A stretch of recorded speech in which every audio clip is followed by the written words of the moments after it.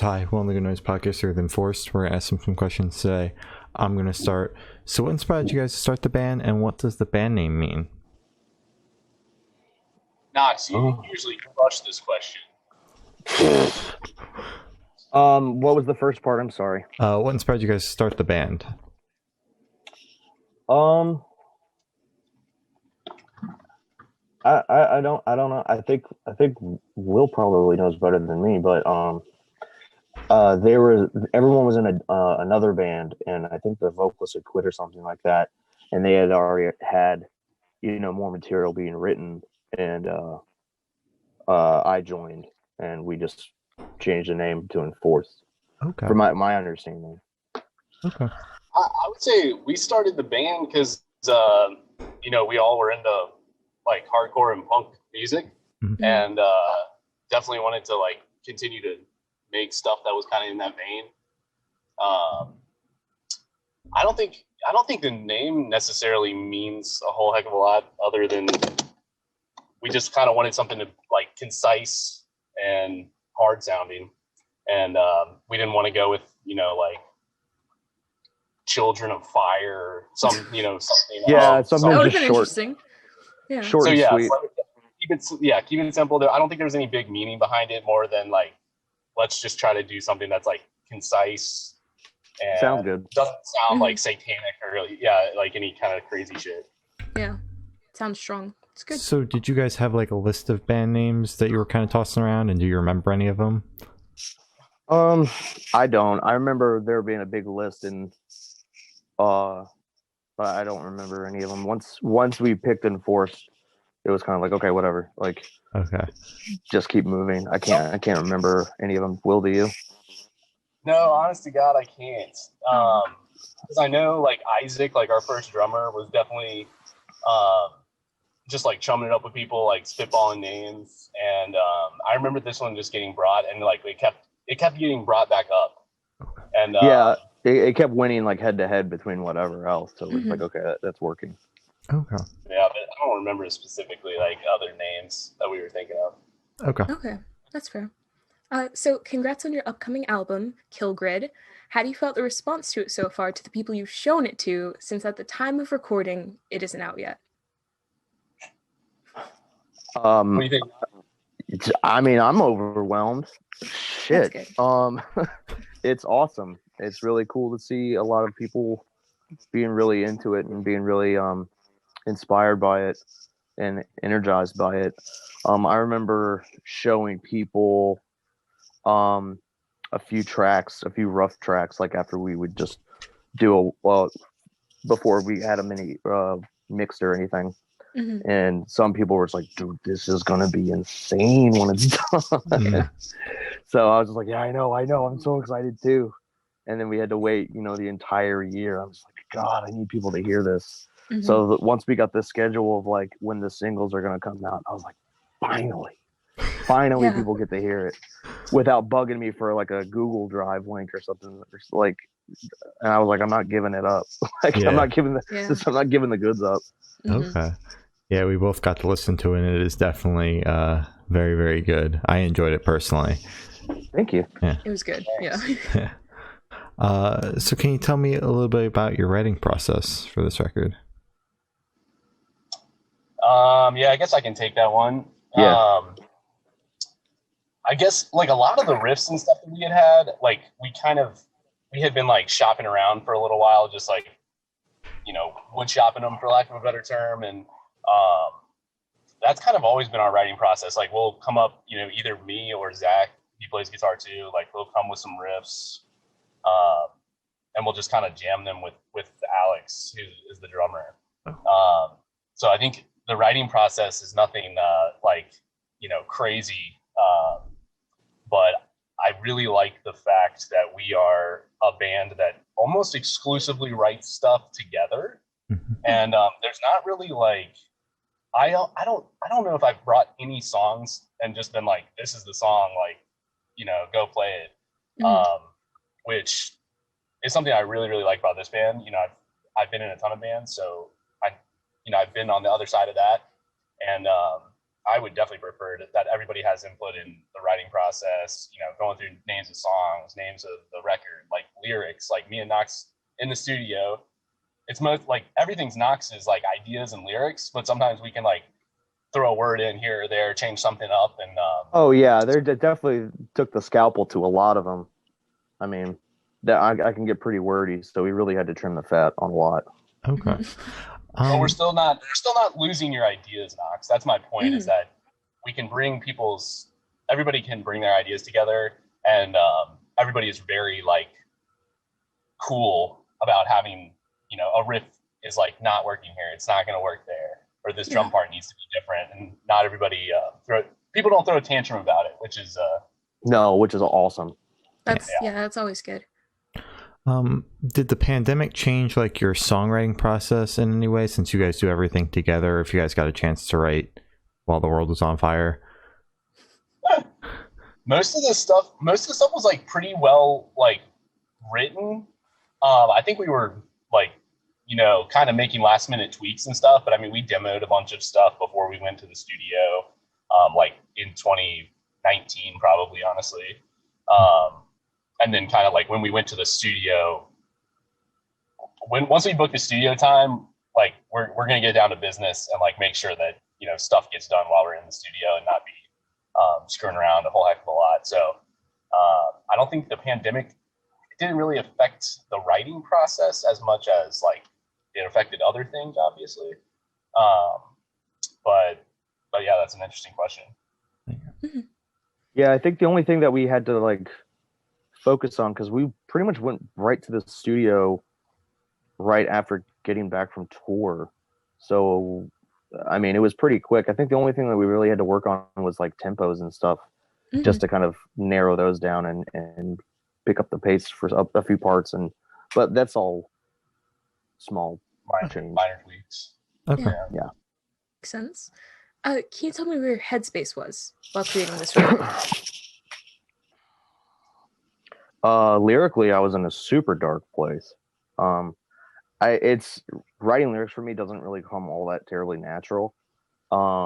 So trying to convey something is it takes a lot of time for me, and I really had to buckle down and like really focus on topics or things I wanted to explain, and then just kind of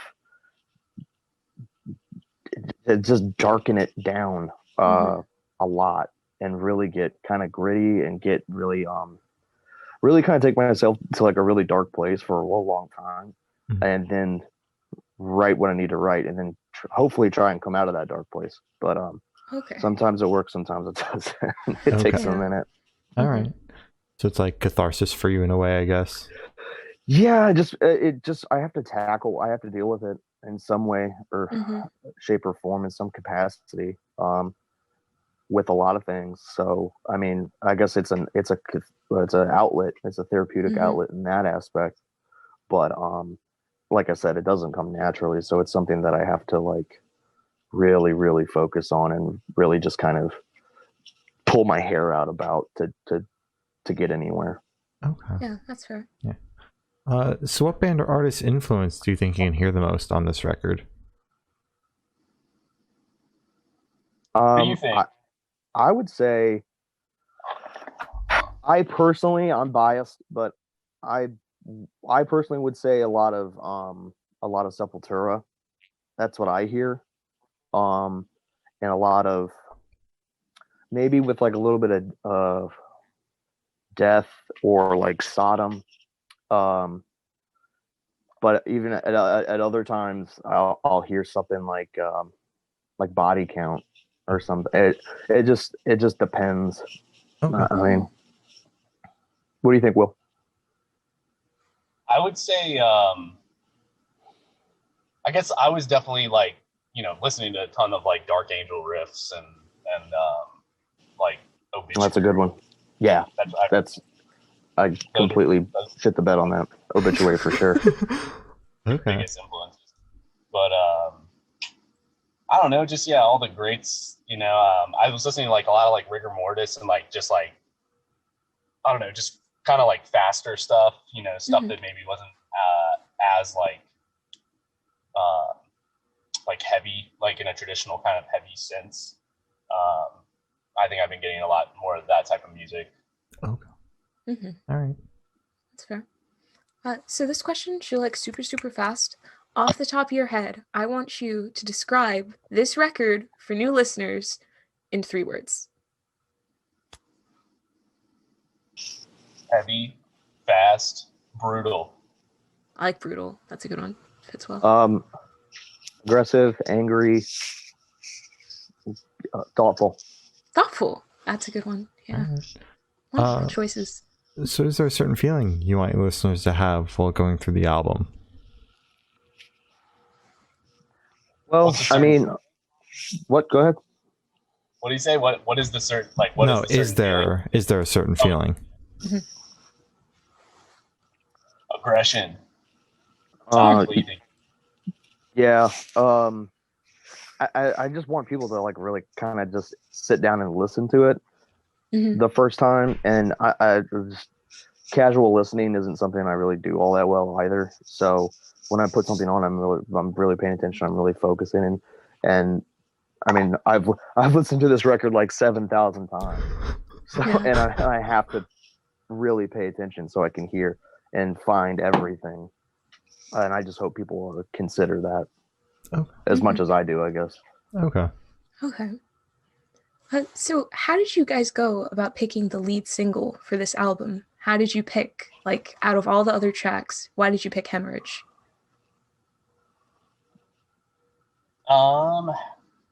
So I wouldn't say, I don't know. I guess it's the lead single because it just came out first. Is that what you're, meaning? Yeah.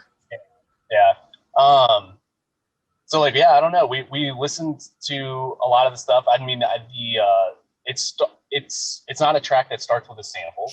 So that's kind of a first thing. Like, you want something that's going to come off aggressive. Hemorrhage is probably like either the oldest or the second oldest song on the record, because so we had that song almost fully written before even Alex joined, like our new drummer, and so I thought that would be a good first track, for people to hear. Everyone at the label was like loving that track, so we thought it would be a good one to go ahead and release. And it just starts brutally, so it's like the perfect perfect start. So I think that's at least why I thought it would be a good kickoff. All great reasons. Agree. Yeah. Everything he said. Okay, that's fair. So what song on the album took the longest to write? Will, I think you already answered that part. And which song is your favorite? That's difficult. That's hard. I would say my favorite is probably the opening track, which is called The Doctrine. It's really fast, really, really brutal. So I think people are going to like it. There's a ton of crazy, shit on it. So I think that's going to be. I listened to that. I listened to that in the shower earlier. It was awesome. I would have to say it's changed a few times. But as it stands, January 2021, Malignance is my top. Okay. But that is up for like a fierce debate, like in my head. UXO is a really, really, really strong track that I fucking love. So it's probably a tie between those two. Okay. That's fair.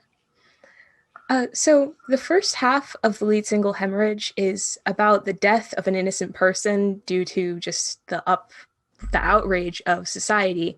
How did that story come about? Did it just come naturally, or did you sit down and say, I want to write about this to just tell people about it? It was, I wrote that, the lyrics for that used to be when we were initially demoing tracks, like way back in 2019. Those lyrics were for something else. And that got that track got scrapped, but I kept the lyrics and put them on something else. Put them on that. Mhm. Nostradamus. It's the Yeah. Nostradamus. It wasn't. I'll put it this way: it wasn't written, you know, during the pandemic or Okay. during, you know, or like after the death of George Floyd or any protesting or anything like that. Mhm. Albeit it's weird that happened immediately after I recorded it. Mhm.